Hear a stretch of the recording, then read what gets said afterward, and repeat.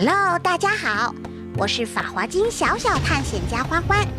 经过我长久的探索与研究我很高兴能与大家分享我的法华经7P 探险成果。你们知道法华经是一部怎样的经典吗？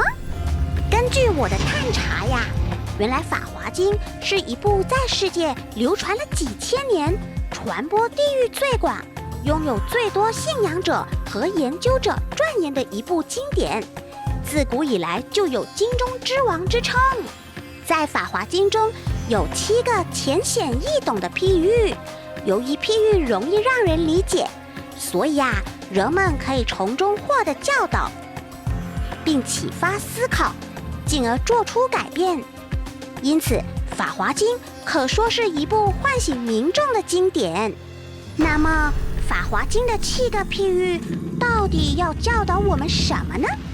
让我们来看看第一个譬喻3车火灾吧。 Go！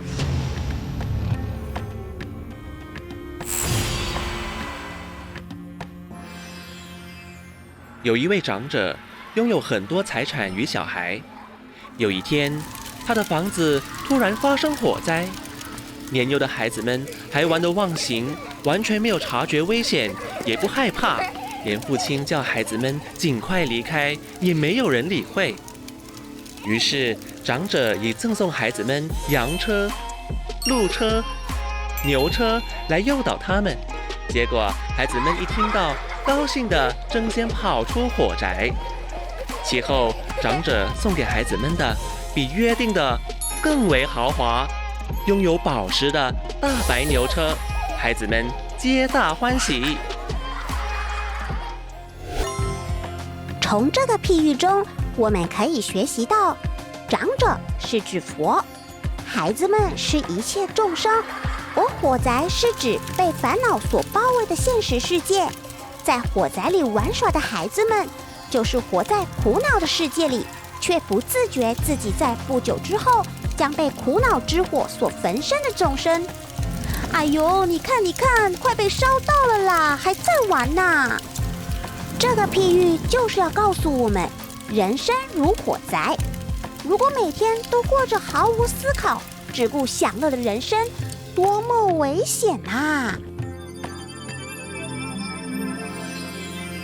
那么在譬喻里出现的羊车、鹿车、牛车和华丽雄伟的大白牛车又是指什么呢？我来告诉你们哦，原来羊车、鹿车、牛车是指佛所说的各种教法，而大白牛车呢，是指最高的经典《法华经》啊。长者真的好聪明，他先以赠送3车的方法将孩子们从火灾中救出，其实这就是拔苦的意思。后来长者却送上了大白牛车，也就是指娱乐，这是佛要教导众生佛的智慧、安乐的最高境界。你们觉得佛是不是很慈悲又伟大呢？此外，大白牛车在经文中也称为7宝大车，是以金、银、琉璃、玛瑙等7种宝石所造成的大白牛车。哇，真的好壮观，对吧？所以孩子们坐上这辆宝车都感到非常兴高采烈。